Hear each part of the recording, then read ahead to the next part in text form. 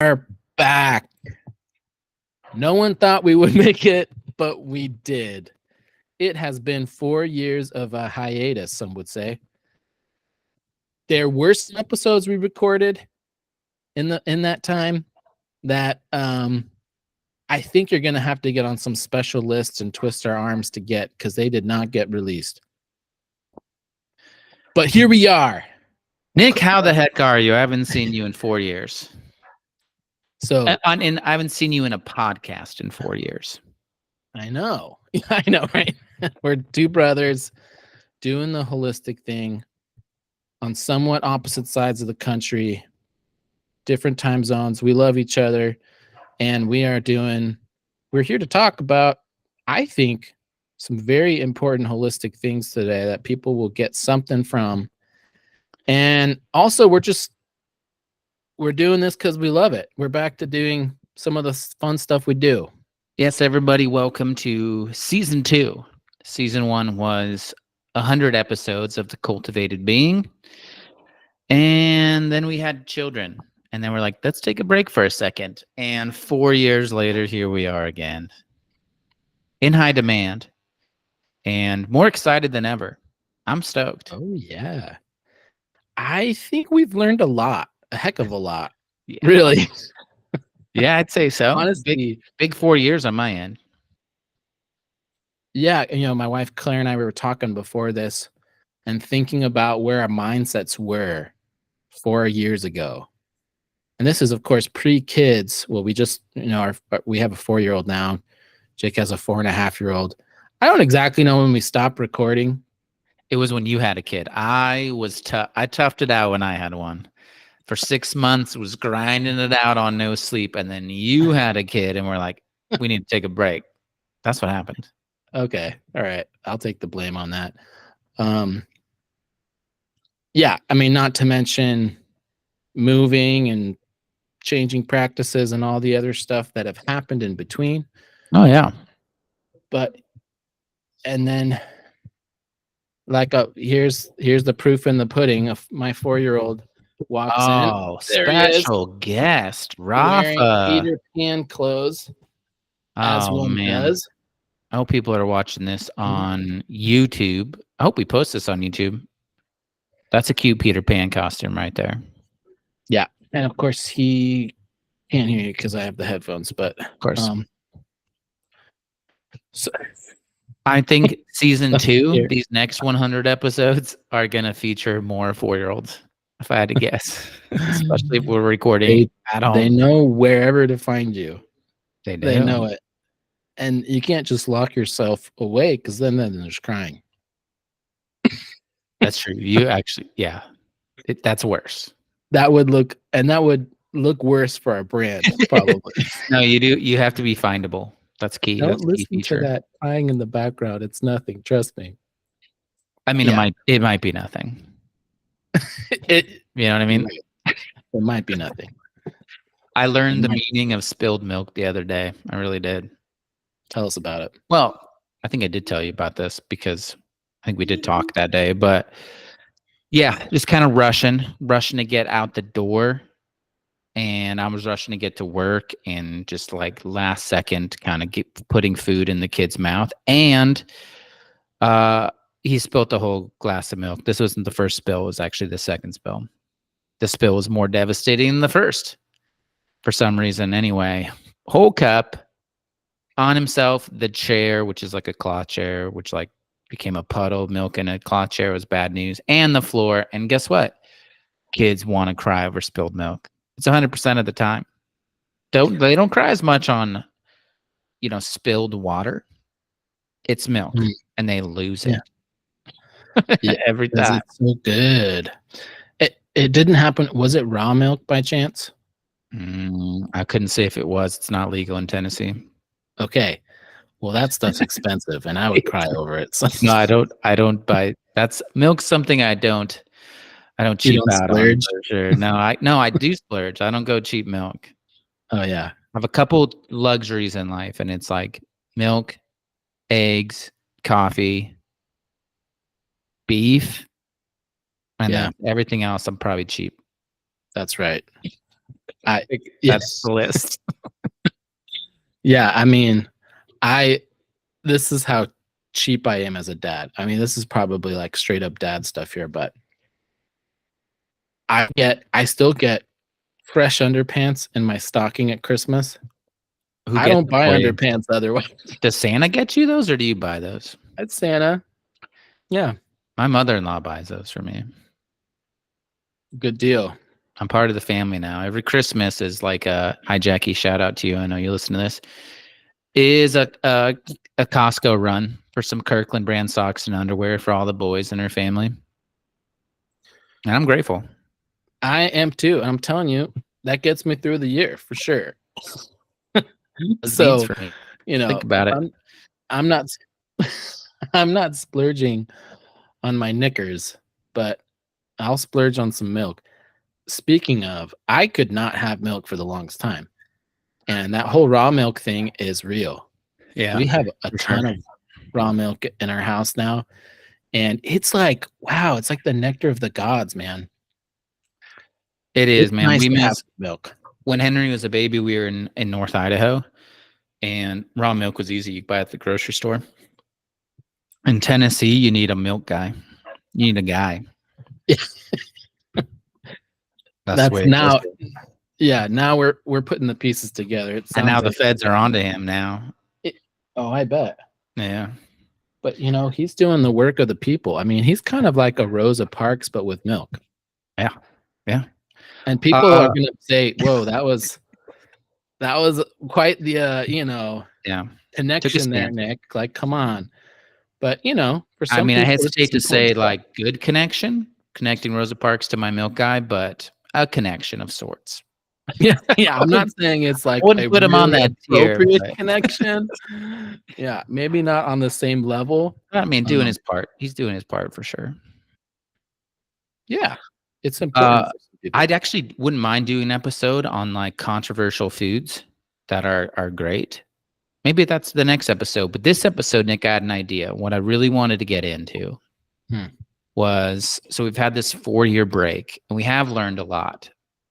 And we're going to be getting into all the different things we've learned in this time period. But today I thought it'd be a great idea to be like, what's changed specifically from like a taking care of your own health from 40 years ago till now? How has that changed for you specifically? So the things you're doing for yourself and your family, that's different. So different strategy, different philosophy, different daily kind of routine. What are you doing? Well, quite a bit has changed, as I'm sure is the case for yourself. Mm-hmm. Yeah, as I was saying, Claire and I were talking before this, and it was like I can't even remember what that self was like. In a lot of ways, you know, a lot has developed, but certainly, and I'm sure you'd say that the same. I'm sure our conversation's going to go this way, but consciousness has become the major theme in life. Like, how can I do this from a higher place of consciousness, a higher consciousness level? And some huge breakthroughs have happened like that in my own health. So get some stories. We want the details, my friend. Well, sure. So I think this kind of would epitomize a lot of my themes. I mean, the routines and all the rhythms of what I'm doing for my own health would reflect this on some level, on like a physical, emotional, mental well-being, you know, even eating level. So I had this, you probably didn't know about this, but I had a planter's wart that turned into a like mosaic wart. I don't know these terms because I'm not a foot doctor, but my brother-in-law is a foot doctor and sister-in-law. Shout out to Joe and Kristen. And that's what they called it. And it ended up being like, basically it was taking over a third of my foot. A third of the bottom of my foot, I should say. Okay. And it was still a lot though. It was painful. You know, Nice. it became like, I can't I couldn't take a step on it without feeling pain. When was this? You did not tell me this, by the way. So when was this going on? It's one of those little symptoms that just develops over time until you're like, I know what you mean, but you're stalling. When was this going on? I probably first started trying to do stuff with it in 2015 or something. Okay. Yeah. When did it become a mosaic ward? When did you go, when were you having conversations with your brother-in-law is what I'm asking. So he moved out 2021, I think. Okay.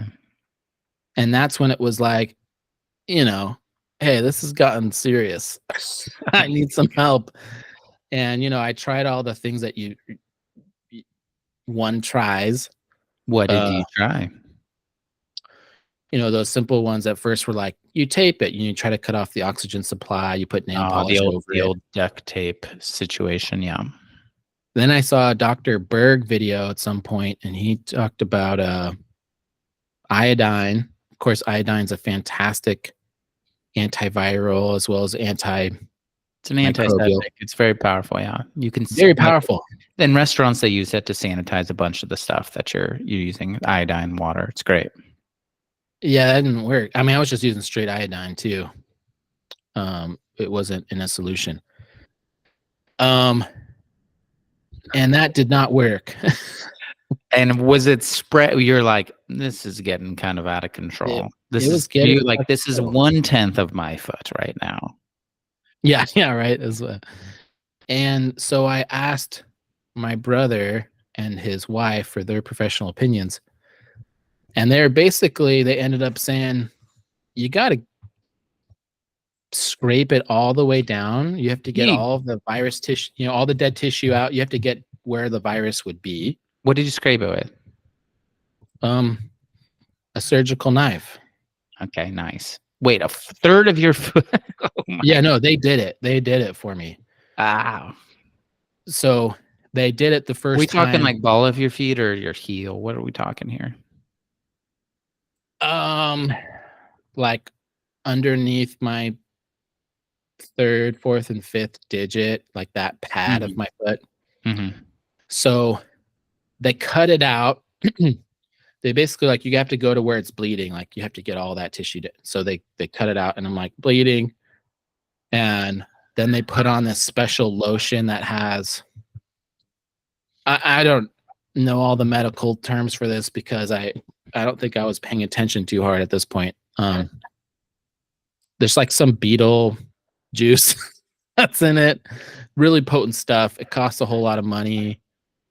I think that they got it they took it off the shelf from their clinic, and it was those kinds of things behind the under the table black market treatments with the doctor.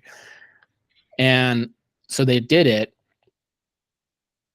and it felt improved for like 3 days, 4 days. I was like, great, this is working. Of course, right after they do it, it's all bandaged up, and I'm walking on it differently, and it hurts like more. It was already hurting, now it hurts more because there's kind of a wound down there or whatever. So anyways, they did that, and then about a month later it was back, maybe even worse. And so they continued to do that. Maybe they did that like 5 or 6 times. Oh. And then I saw their look on their faces one time when they looked at it. So they'd been working on it. And then maybe we skipped 2 months or something. I don't know what happened. And, I took, they were going to work on it again. And I saw their reaction. They looked at each other like, it's getting worse. Oh, no. Like LL Cool J, deep water shark movie. What's that called? Deep Blue Sea? Deep Blue Sea, deepest, bluest. When's the girl says, the scientist says they're getting smarter. Yeah, it's getting worse. That was the situation. So in my head, I'm like, well, this isn't going well, And they basically are like, we're going to have to do actual surgery on this. Oh, they're going to take the foot. Well, I know they're a little cut happy, you know. I hear the stories and I'm like, okay, I'm thinking about it. And basically in the background of my head, I've consented to that in the future. I'm like, okay, that's what's gonna happen. And at some point after that, I had this revelation. You know, it's like my foot. It's not something I'm thinking about all the time, even though it's hurting to walk on it. But Mhm. it's still not one of those things like it's not like a major part of my life. It's just a foot. It's just You know what I'm saying? walking, standing. I'm not like, I really got to solve this problem or anything. And maybe this says a lot about my personality type. I mean, I already know you, Nick, so it does. But for the listeners, it does. It says a lot about him. So at some point, I decide, I'm like, you know what? I think I felt like I gave this a shot holistically. I felt like maybe I've done a treatment, energetic treatment. I've done like acupressure on. I've done all this holistic mindset stuff. But have I really? You know, Mm-hmm. just to play devil's advocate, did you really do that, Nick? And the answer was like, well, you know, do I really believe that this stuff works or not?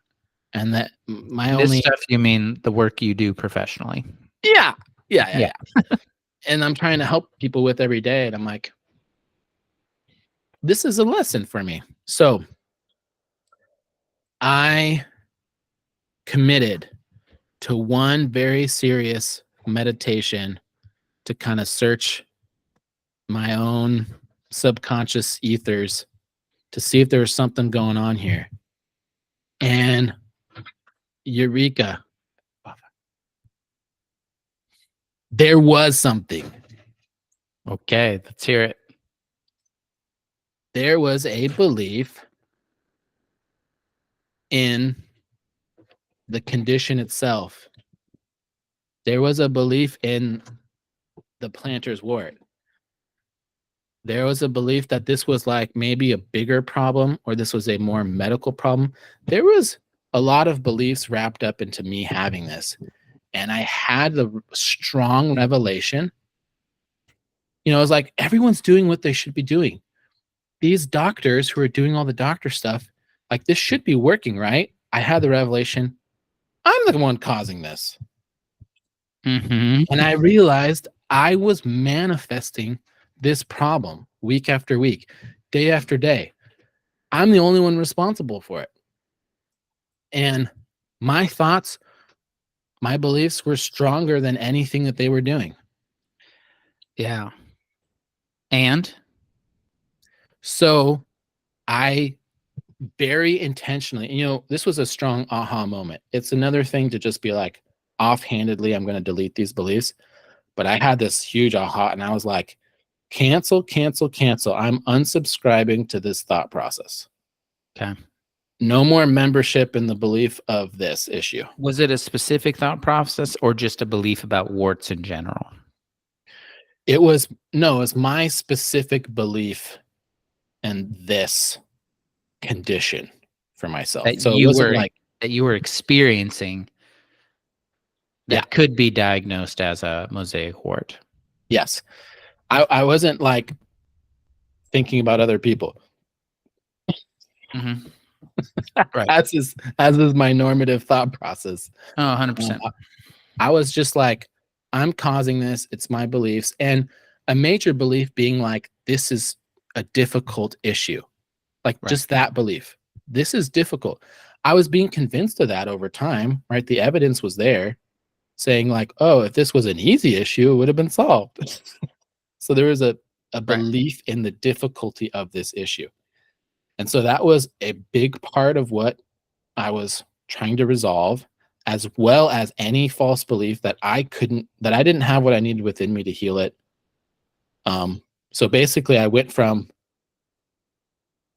I believe in this issue, I'm having this issue, to I am the source of this issue. And now I'm going to use my own resources that have been causing this to stop causing it and to heal. Right. So it was more of like, my normal natural self is healed already. It's whole. My thoughts and beliefs were causing something else. It was like warping reality.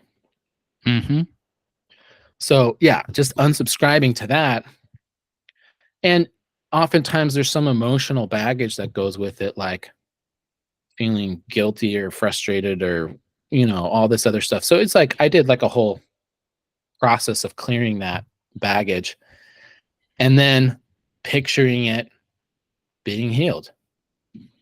And then I did nothing. And within 1 week, it was completely gone. Wow. Yeah. All right, I great can't even pick. remember what foot it was on. I bet Claire does. She had to look I'm at it. sure she does. I'm sure. Well, didn't know we were starting this season off with such a grotesque story, but what an ending. What a lesson. What a Yeah. lesson. Yeah. And I'm sure we're going to pick apart some of the details, but I Interesting. think you have your own story to share here, I'm sure. Oh, I got lots of stories. There's some research indicating like some beliefs behind warts, like emotional attachments that can create a situation or an experience of warts. One of it is having to do with like small little hates in your life, like micro hates. And the other one would be like a belief in ugliness. Hmm. If I'm remembering correctly, like a belief in an ugliness. Yeah, that might have been true for me. Was it It's your hard. own, like, I'm hideous, don't look at me belief? Yeah. No, I mean, I know I've related with that idea many times in my life. But I am not relating with it right now. Definitely could have been true for me. I mean, granted, this started a long time ago, right? Like 2015, whatever the process. You were, whatever the process was. Grad student, 2015. Yeah. Mm-hmm. So there you go. If you're listening, you or loved one has plantar warts. There's some deep work to do. There's lessons to learn, but also, you could also try something quite simple, which has worked for a lot of my clients, which is castor oil. Or castor oil mixed with baking soda every day, daily. You can put a Band-Aid on if you want, or you just put it on a couple times a day, and it absorbs very quickly through the skin. And that helps a lot of people. Castor oil and baking soda. With warts, takes some people days to weeks, some people, longer than that. Castor oil also works with like cysts. Iodine works really well too. Yeah, iodine does. Yeah. Just not for Nick because he had a lesson to learn. That was more important. Yeah. But yeah, the castor oil works with like cysts and also I've heard stories of bone spurs even, although that takes like months. But you just apply it every day and it can still break up a bone spur. That's pretty insane. That is really insane. I mean, obviously it goes very, very deep. Mm-hmm. Turpentine does too. People don't really like to use that. They get a little scared when you say turpentine, but the other term for that is pine oil. So wait, could you use like an essential oil that's like piney in nature, like a balsam fir or a northern spruce, like one of those essential oils? No. Or do you have to use turpentine? Yeah, I mean, you're using like the real pine oil. You can order that. It just is like a little more expensive. Castor oil is cheaper, so I would recommend that. Pretty easy to get. All right, Nick, I have a similar healing story.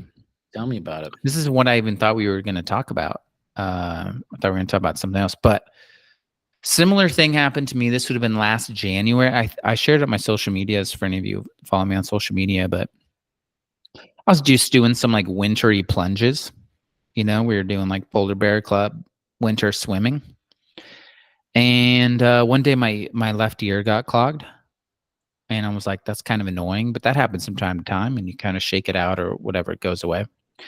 24 hours didn't go away. I tried some like ear drying kind of drops to do it. Didn't do the trick. The next day, so day 3, I was deaf in that ear. 100%. Terrifying. 100%. Yeah, 100%. And so, when things are going well professionally, we stay in our holistic world. But when it happens to you, you start to like revert back to just like your medical training. Yeah. I'm like going through all the things that it could be. And I'm thinking about like, okay, what's the worst case scenario? Like, where could this go? And like, what are my options to get ahead of those things? Just going for a walk in the morning before anyone was even awake. And I'm like, oh, what do I do? What do I do for a living? And so I'm like, let me see if I can sort that out. So doing this mind body approach, applied kinesiology, testing my own body for what internal conflict I could be holding that could be creating the situation. And the stuff that came up was remarkable. And part of it was stuff that I thought I resolved from a few years back, like a really difficult time, difficult experience. And it turns out there was more forgiveness in there. And what was going on with my ear was like the trigger behind it was I was trying not to hear something. Like something needed to be said to me and I was trying not to hear it. That's kind of the metaphor you can use for this in order to kind of get an idea of like part of the revelation that I had. But it was essentially I was like trying not to hear something that I didn't want to hear. Spoke truth to myself, accepted it, had forgiveness. Minutes later, like literally minutes later, I could feel like little kind of crackles, like something's moving. And an hour later, I could hear just fine. An hour. Amazing. Yeah. And I knew it too. It's like I did that Cool. session. I'm like, I'm going to be here today. No problem. Mhm. Yeah, I think that is an important part of it. That part, you have to get to a point where like, okay, you've cleared a lot of negative baggage, but then you have to own your power on some level. You have to be able to say, I believe in what I'm doing here. I believe in my capability. I believe that the power is within me. The cure is within, you know. Those are things that you have to own. And it might be a little bit easier for me and you because we see it, you know. It's like you're able to wield that in a pretty short amount of time. Yeah. Well, you and I get to see it on a regular basis working with our clients. However, being like a self-healer, which is what you and I also train our clients to be, like we don't teach doctor dependency, right? You and I are empowering our clients to do that kind of stuff on their own, right? Yeah. And so it's a little bit harder on your own because when it's you, it's like it's easier to go right into fear programming and like go into autopilot and go through the motions. It's really easy to do that. But in order to get out of a situation like your own symptomology, you literally have to get out of autopilot. That's like number one thing you have to do. Go out of autopilot and change your perspective, create a new context from which you see yourself. Yeah. And your environment is incredibly important for that, you know.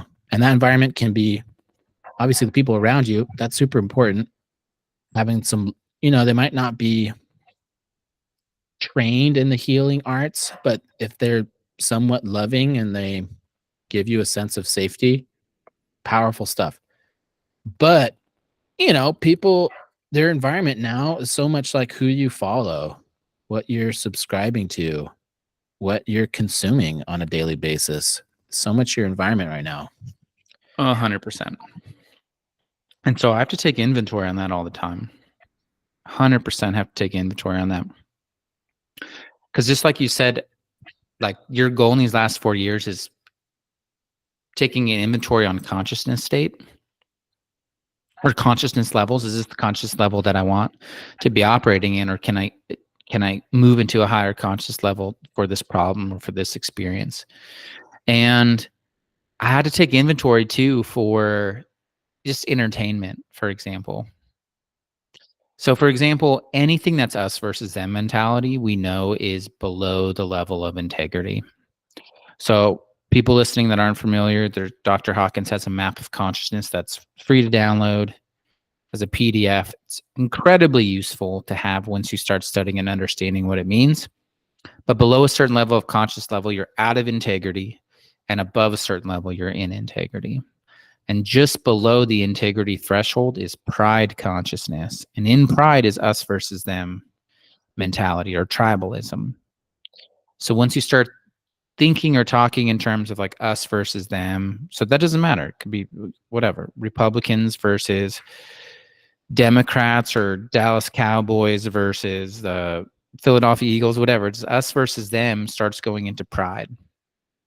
And I had this big revelation last, I guess it's like over a year ago. It would have been like the 2023, NBA playoffs.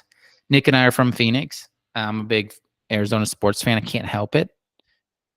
Just grew up watching with my dad, and then eventually like with my buddies, and that's like my connection back to those relationships too. So they're really important to me because like I stay connected through friends through those conversations. But what I noticed was watching the playoff games with the Suns and getting kind of obsessed and then like absorbing the media around it. So like podcasts or YouTube channels that are talking basketball, that my energy levels at work sucked. It was like brutal to do the work that we do.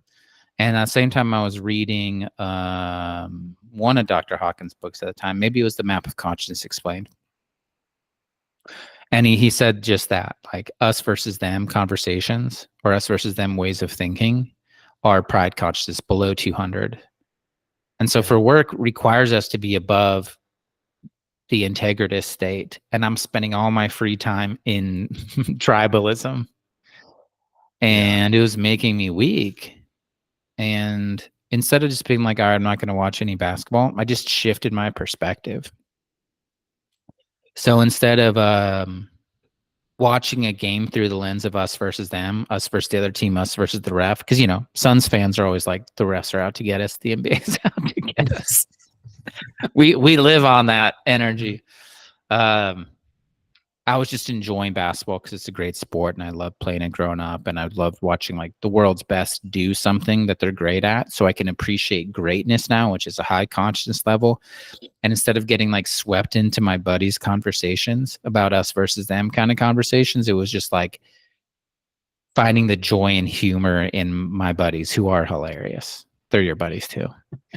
But they're hilarious. And so instead of like us versus them, victim mentality, because Suns are like the best victim mentality fan base, tied with I'm sure a bunch of other franchises. Well, Arizona in general, not enough championships to. So a ton of victim mindset issues there. So instead of like getting swept into that, I was just like the love of the game, the admiration of athletes that are great at what they do, and the joy and the fun of like the banter with my like 10 friends in like the text message threads. And then I can watch a game no problem. And I was like perfect energy. I did have to limit like podcasts or YouTube around it, which was no problem once I realized that I was like getting sucked into that. Yeah. And right now, so this is fall of 2024. I know a lot of people are getting sucked into political conversation that's doing the same thing, us versus them. Totally. And you could be like, but it is us versus them. And I would argue, try to expand your vision a little bit more. Yeah. Aren't we all just one human race? Right. Right. I mean, no, that's so true. You have to come from a place not of pride, right? Like I don't have to defend the truth. The truth can stand on its own 2 feet. Truth needs no defense. It needs no defense. Yeah. It just is what it is, and there's nothing you can do to stop the truth from being the truth. It just is what it is.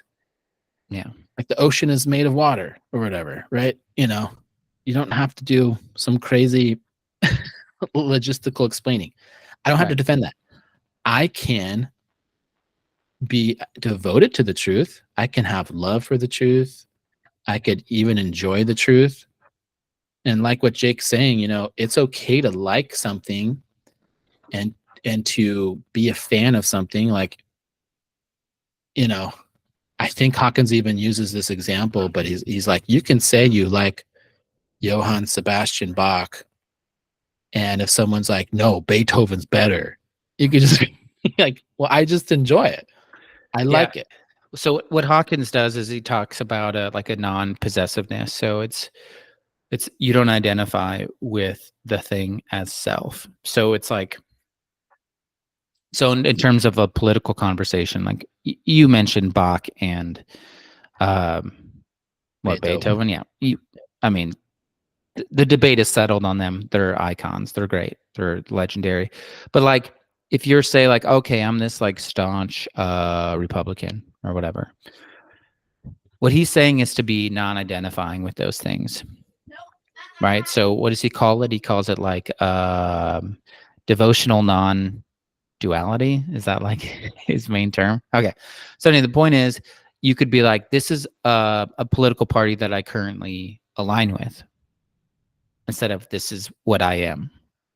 So you could be like, I'm a Republican, or you could say, this is a political party that I currently align with, which is different. So if someone says Republicans are the worst, you don't be like, how dare you insult me?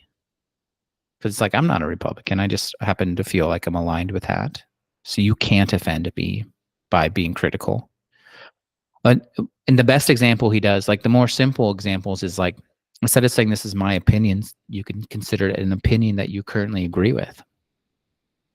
So instead of being like, here's my opinion, you could say, would you like an opinion? If someone's talking about whatever, and it's like, oh, it's my turn to talk. And the temptation would be like, all right, let me tell you what I think.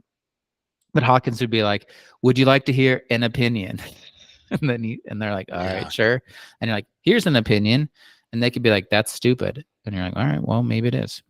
Just an opinion that I currently have. Maybe it is. Let me think about this differently. And you could say, actually, I think it's pretty good.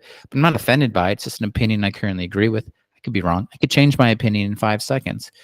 Just like you would talk about, instead of saying like, this is your shirt, you could be like, this isn't a shirt. This is a shirt that I'm wearing. I'm currently enjoying this shirt. But if someone spills coffee on it and ruins it, it's not like my shirt is ruined. It's like, all right, well, had a good run with this shirt. Now it's time to move on. It's not my shirt. Yeah. Anyway, Nick, you haven't mentioned this shirt. I know. These are my Sunday, these are the Sunday vibes, dude. I'm feeling good about this shirt. Great. That's great.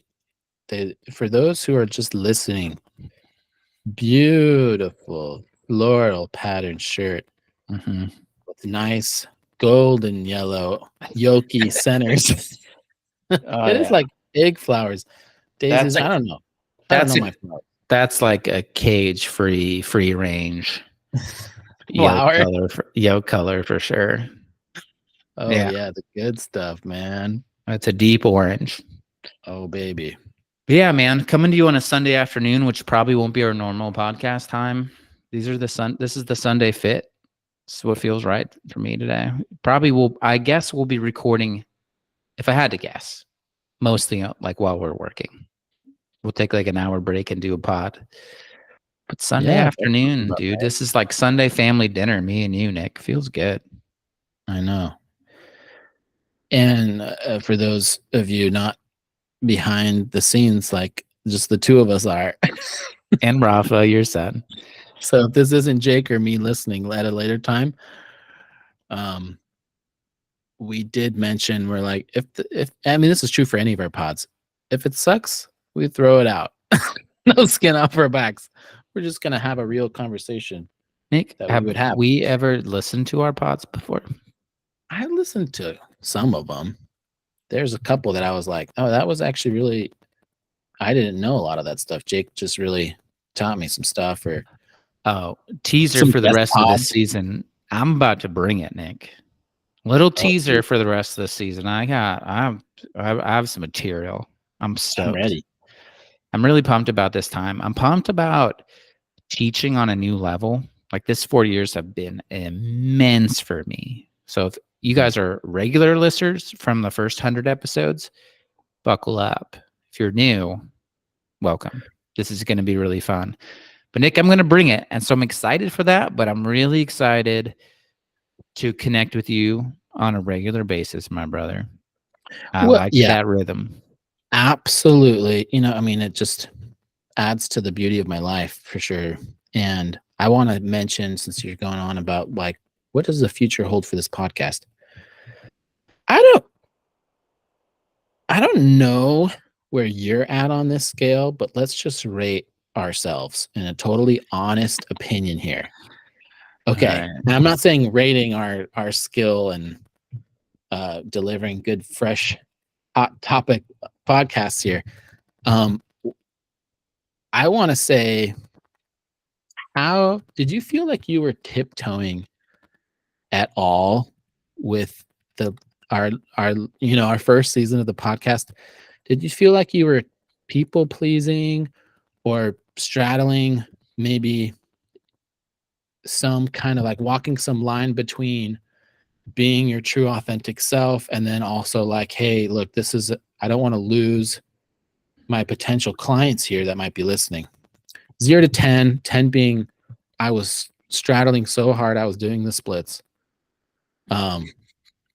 Where would you rate yourself? I mean, at that time, I would say I wasn't people pleasing at all. But since that time, I've resolved an immense amount of ego programming around people pleasing. So Yeah. people pleasing was just my MO. It was just what I would call normal. It's how I operated. It was like that was my coping strategy for stress. Just please. So I wouldn't really at that time. I think at the end, I would say the last year we did like 3 years of a pod. I was starting to scratch the surface of understanding my people pleasing mechanisms, scratching it. Yeah. So maybe that like the back third of our pods, I was getting an idea of that self-awareness. But up to that point, my whole life was just pleasing.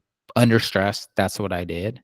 So I don't know if I would have had the context to really be like, oh, I see what's happening here. But now I do, 100%. Yeah. As soon as I start people pleasing, I have like some part of me says like, this is what we're doing. And it's like, oh, okay, I see. And then it's a choice. Do I want to keep doing it or not? Sometimes it's yes, sometimes no.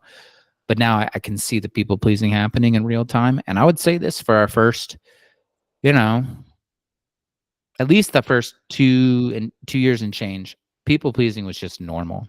So I don't even know if I could tell if I was doing it. Yeah. I feel you on that. I would have to agree.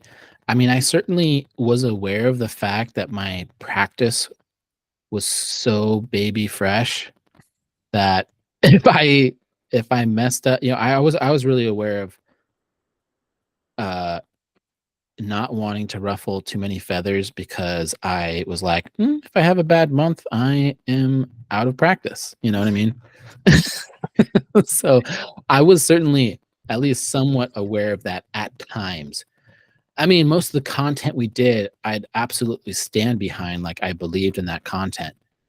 But what I'm saying now, I definitely feel not just freer, but I feel more motivated and more inspired to tell people the real truth than ever. Because, there's still probably a couple things I wouldn't mention just because I don't want to scandalize people. I'm not afraid to scandalize people. For me, it's a question of truth, my access to it. I'd like to think I'm closer to it than ever. But this idea of truth, like capital T truth, is still somewhat elusive. So I could put my best foot forward and share honestly. So that's the goal, is sharing honestly with an understanding that there's an unknown or an immeasurable gap between me and my access to absolute truth. But we're moving in that direction, and I feel that strongly. Yeah. And certainly I feel a whole lot of, what's just like real alive wisdom in the healing world. Yeah. And I think this is what sets our podcast. Ooh, we're getting into it, man.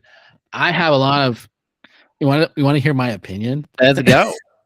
Is it an opinion you currently agree with? This is an opinion I currently agree with. Feel free to totally reject it. But I feel that in the space of podcasting and social media, there are a lot of influencers who maybe aren't even seeing clients. They aren't taking care of people on a daily basis, and they say a whole lot of information. There's a lot of people sharing some study that maybe was a good study, maybe not a good study, to prove their point and maybe sell their product. There's a lot of people out there doing that. Oh yeah. And certainly, I follow a lot of healthcare people because that's what I'm into. That's my major hobby. And I see a lot of people sharing studies. Sometimes they seem contradictory. You know, you Mhm. could be in just one scroll session and be like, that seems different than the last person they were Oh, saying. 100%.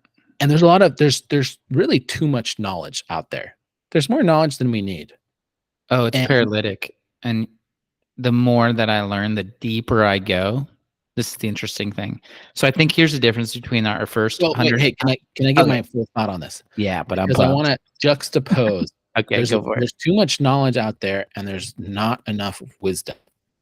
And what I really want this podcast to be is like, okay, let's boil and synthesize the practicals down on what it takes to be a self healer. What does it take for you, listener, to get from where you are to where you actually want to be in your health, relationships, finances, personal pursuits, whatever that other stuff is? And have you really take the reins and be empowered to do so?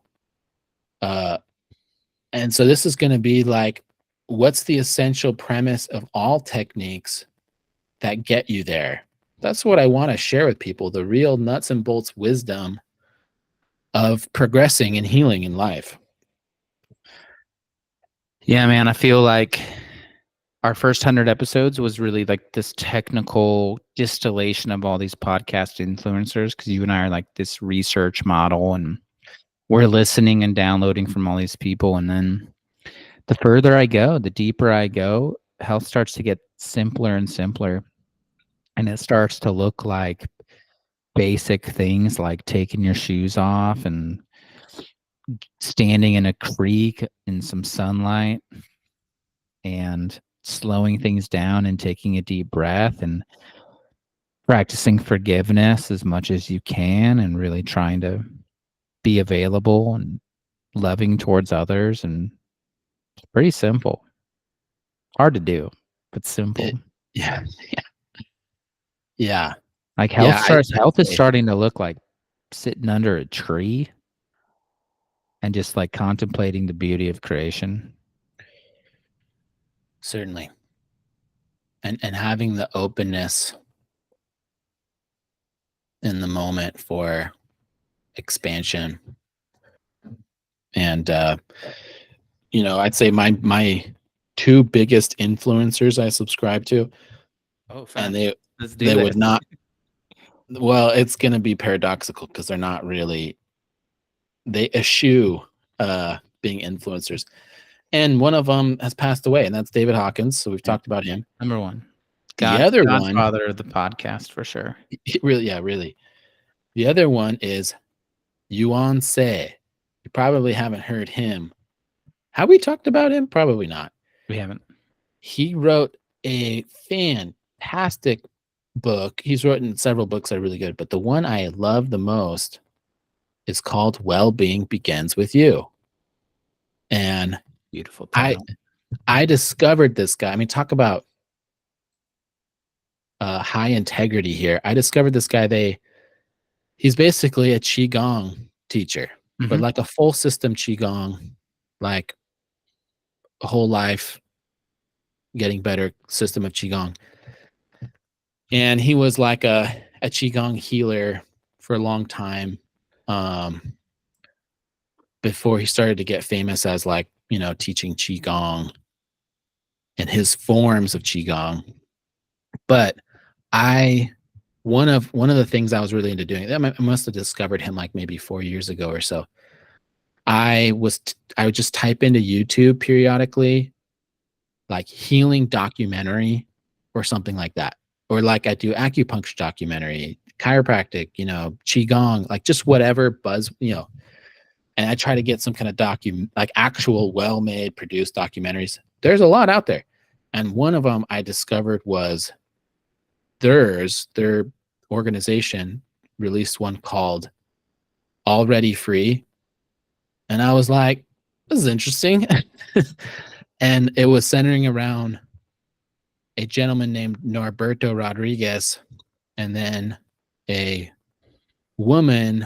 I'm kind of blanking on her name, but she's an interesting part of the story. basically they were talking about Qigong, and I was like, okay, Qigong, like I'm ready to hear about Qigong. And within the first couple minutes, they talked about self-realization and how the system of Qigong helped them to basically get enlightened. And I was like, wait a minute. I was like, that's not what I was expecting.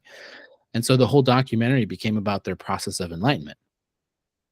And I was enthralled. I watched that documentary maybe like 50 times. Got the book, started thinking about it a lot. And the interesting thing is the woman who had experienced enlightenment, she became kind of famous and she had her own program and she reverted. And she kind of, she dropped in her level of consciousness. She started to get kind of like greedy and self-serving. And because of that, even though that documentary had like gotten 1 million views and certainly was building their organization, they took it down just because they're like, well, it's no longer true. So let's throw it away. And they threw away this documentary they probably spent like 50 grand on or something to produce. And Wow. yeah, it was one of those things I was like, well, good for them. But since then, I discovered that Norberto Rodriguez, you can schedule 60-minute Zoom sessions with him. Cost 45 euros. I've talked his ear off about stuff going on in my life. And anyway, so I've been doing what a great deal. I know. It's a great deal to talk to an enlightened person. And I had some suspicions. I'm like, are they really so different? You know, reading Hawkins' story about and many others who talk about the process of enlightenment, self-realization, sanctity, and other, you know, Christian religions, they probably would call it that in some capacity. You're like, they seem different. They are different. Mm-hmm. They're very different, you know. And so one thing that just seems so simple about Yuan Tse's system is it's very important to just be healthy. Mm-hmm. And like, that's just what you are. Right. It's like you're tuning into the frequency of health for you and freedom for you. And people are like, that seems weird. But when you've done it, you're like, oh, yeah, that's totally a thing. And that to me is what you're kind of saying there, Jake, what you're talking about with the simplicity of it. It's a huge difference between doingness and beingness. And in my experience around like nutrition, working with patients or clients, like a lot of times a diet plan or nutrition plan is secondary or tertiary to just healing a relationship of a person to what nourishes them. It's a broken relationship. So it doesn't matter like what diet they shift to from another. It's just a relationship that needs to heal between a person and nourishing themselves, giving them permission to nourish themselves, for example. Yeah. It's a beautiful thing, and it's simpler. It's complex in some ways, but simple, beautiful. Well, okay, so now I'm going to ask you a question just as a practitioner, because there was a time when I had this discovery for myself, and I had all these food sensitivities and reactions that healed up very quickly. And I was basically like, you know, and a lot of the functional medicine things that I was having problems with resolved for me. And basically I decided, I was like, I'm not going back. I'm just going to teach everyone this stuff. And I discovered that in the way that I was communicating it, and maybe just meeting people, I wasn't really meeting people where they're at. And a lot of those people didn't, you know, I'm trying to formulate this as a question, but like maybe they didn't understand what I was saying, or maybe it was too much for them all at once, or maybe that wasn't the priority. What do you think on meeting, like the difference between meeting people where they're at and maybe saying like, hey, look, you have to go off gluten because you're reacting, versus saying, look, you are reacting with a food, but you can heal that with intention and deleting beliefs and overcoming the unresolved, guilt, shame, grief, apathy, whatever's holding that in place. How much do you do one or the other or both? Real technical Go. question. I think like I could probably spend an hour long podcast on this, but if someone has celiac disease, like I'm not going to be like, let's change your belief systems around gluten right now. Just gonna be like, don't have it, avoid it, and we're going to work on healing some internal systems, maybe even systems adjacent to this belief, kind of clearing up the bandwidth for the body to start regulating in a different way. But for me personally, around gluten, like I used to minimize gluten in my life, and then every now and then it's like, all right, I'm doing pizza and beer with the boys, and I was always like, all right, it's Friday night, we're doing pizza, and then it's like Saturday, I'm like, oh, I'm going to suffer for doing this, and then it was true, I suffered. I felt glutened, you know what I mean? Yeah. But it got to a point to where I didn't buy into that anymore, and I would just go to bed trusting my body that it knew what it was doing. And this is a very complicated set of pathways as far as your neurophysiology goes, but it worked because it was very true to me. I didn't have celiac disease. It wasn't like that risky. Like the penalties for me having gluten was just like brain fog and achiness the next day, maybe some like lethargy. Wasn't like a huge downside. Right. But nonetheless, I surrendered to my body's wisdom, understanding it's far more intelligent than me. And my body is designed to break down the things that I eat, sort out what's nutritious from what's toxic, absorb what's good, and eliminate what's bad. And once I really started to believe that that's what my digestive system is all about, then I started letting my body digest, like really process what I fed it. So instead of going to bed being like, oh, well, gonna feel this tomorrow, I was like, you got this. I'm going to bed. Thank you for all the work that you do for me. And really getting into a state of gratitude versus fear. Gratitude is really key. It's like, man, my body's like, I didn't give it enough credit. Like when I was fully obsessed with nutrition, like really into it and trying to control everything, I did not give my body any credit for its abilities. Mm-hmm. And so now it's like, all right, well, what a day we had. I'm going to bed. Thank you for all the work that you do. See you in the morning, kind of a thing, Yeah. And we are definitely going to do a very full thought nutrition episode forthcoming. But just to paint the picture, we're kind of talking about this in broad strokes. And yes, on a personal level, the times I can tell where I have negative reactions to food or other stuff, right? It could be like I walked into Macy's and they were doing like a perfume performance, and like that's a thing that used to really set me off and give me headaches, or some other chemical exposure, whatever, right? Like, okay, the only time I react to these things now is when I could tell I'm in a lower level of consciousness. And it's like I showed up at the mall and I was already like frustrated, impatient, and I was stressed. And then I got shocked. My nervous system and my liver got shocked with this artificial scent. And boom, I got the headache.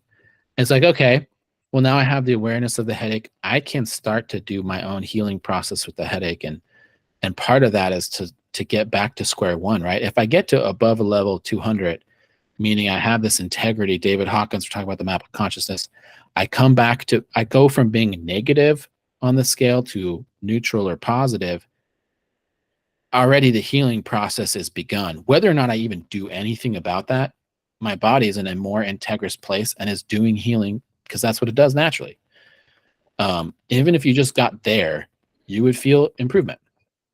But then there's other things you can do. So yes, like that kind of stuff can still happen. Like a cold was going around in my family recently, this week, and you have the thoughts. You're like, okay, do I have to do some homeopathic things or some herbal things to make sure I'm not going to get this cold? You start to, you wake up with that scratchy throat, and now you're like going through all of your work and and seeing what you need to do. Like that was just happening this week. And the truth of it is that first night I was like, oh, I'm in a place of stress. I'm in a major place of stress. There's some big things that I had to do on Friday. So I took some homeopathic things. I'm like, you know what? I'm going to manage this in other ways and be practical about this too. I don't have to just do it one way or the other, knowing that as I continue to progress, like that just disappears more and more from my life. Yeah, well, something that I'd love to talk more about in a full episode. So maybe today we're just like teasing future episodes. But my whole idea of what an illness is, like, oh what yeah, I knew is entirely different than the last round of podcasts that we did. I know we're gonna probably blow some people's minds when we start talking about that stuff, but I know we're both similar. I mean, yeah, you're probably talking about some German new medicine. Yeah. Yeah. Okay. Cool. I mean, there's got to be a podcast where we get into that. That's maybe the next one, dude. I'm pumped. Sure. But yeah, infections, illnesses are not how I viewed them in the past. It's an entirely different point of view right now, and it feels really in alignment with all the things that I've studied, and it's really empowering, and it's beautiful, and it fits with my model of nature and biology and creation. And let's do that episode soon. Done. We should probably wrap this, man. This is pretty good. Getting our, dipping our toes back in to the podcast world. And it's about time for our little ones, and our wives are probably getting angry and frustrated and impatient. Yeah, I got to go read some stories, some bedtime stories. We got some other things to do. So, hey, peace to you all. Thanks for listening, and we're excited to be back.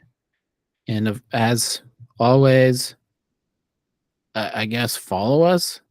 And if you have questions, email us or reach out to us. Yeah, reach out to us. You can reach out to me. Dr. Jake Hyde, I think, is my handle for most social medias. Dr. Jake Hyde or jakehyde.com. You can reach me there. How about you, Nick?